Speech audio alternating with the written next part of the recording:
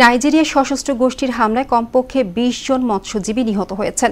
দেশটির উত্তর পূর্বাঞ্চলীয় প্রদেশ বোর্নোতে বোকো হারামের বিদ্রোহীরা একটি গ্রামে হামলা চালালে হতাহতের এক ঘটনা ঘটে।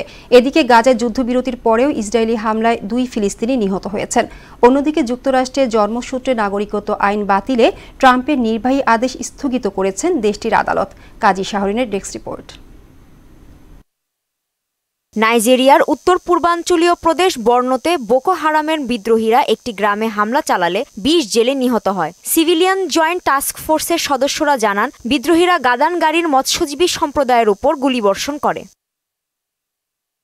বোকো হারাম ২০০৯ সালে পশ্চিমা শিক্ষার বিরুদ্ধে লড়াই করতে এবং তাদের ইসলামিক আইনের সংরক্ষণ চাপিয়ে দেওয়ার জন্য অস্ত্র হাতে তুলে নেয়। বোকো হারাম ২০০৯ সালে পশ্চিমা শিক্ষার বিরুদ্ধে লড়াই করতে এবং তাদের ইসলামিক আইনের সংরক্ষণ চাপিয়ে দেওয়ার জন্য অস্ত্র হাতে তুলে নেয়।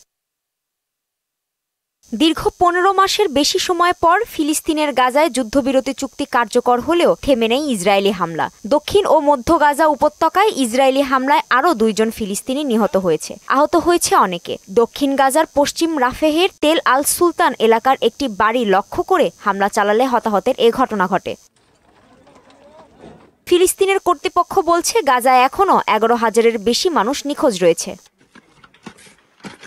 এদিকে জন্মসূত্রে নাগরিকত্ব বাতিলে ট্রাম্পের আদেশ সাময়িকভাবে স্থগিত করেছেন যুক্তরাষ্ট্রের আদালত। ওয়াশিংটন অঙ্গরাজ্যের বিচারক জন কফনর এই সিদ্ধান্ত নেন। সে অনুযায়ী ট্রাম্পের এই নির্বাহী আদেশ ১৪ দিনের জন্য স্থগিত থাকবে।